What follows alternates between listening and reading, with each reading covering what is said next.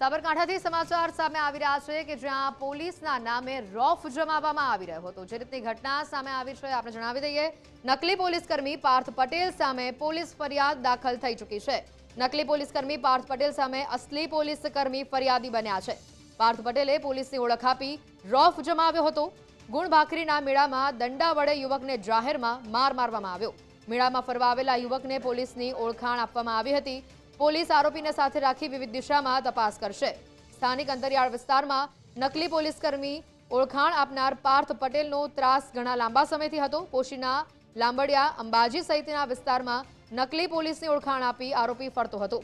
પાર્થ પટેલ પોતાના સોશિયલ મીડિયાના એકાઉન્ટમાં પોતાનું સિંઘમ નામ લખાવે છે। પોશીના પોલીસ મથકે બીએનએસ કલમ 204 જીપી એક્ટ 135 હેઠળ ગુનો નોંધાયો છે અને કાર્યવાહી હાથ ધરવામાં આવી છે।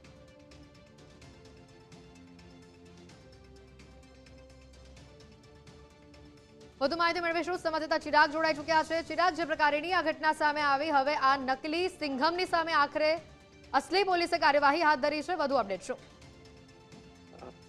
સાબરકાંઠા જિલ્લાના અંતરિયાળ વિસ્તાર પોશીના પોલીસ મથકે નકલી પોલીસકર્મીની ઓળખાણ આપનાર પાર્થ પટેલ છે તેની સામે હવે અસલી પોલીસે ફરિયાદ નોંધી છે।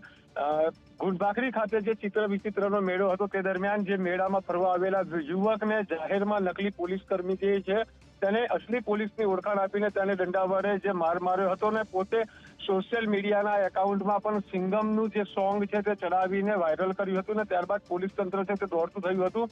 મહત્વની બાબત એ છે કે આ જે પાર્થ પટેલ છે તે પોશીના, લાંબડિયા, હડાદ સહિત જે અંબાજીનો વિસ્તાર છે તે તમામ વિસ્તારની અંદર નકલી પોલીસકર્મીની ઓળખાણ આપીને અલગ અલગ જે પોતાની રીલ્સો છે તે બનાવતો હતો। હવે તેની સામે અસલી પોલીસે જે બીએનએસ કલમ છે તેની 204 ને જીપી એક્ટની 135 હેઠળ ગુનો નોંધ્યો છે। આરોપીની સામે હવે કાર્યવાહી છે તે હાથ ધરવામાં આવી છે, જેને લઈને સ્થાનિક લોકોએ પણ હવે હાશકારો અનુભવ્યો છે। જી હેતુ ચિરાગ, આભાર માહિતી બદલ।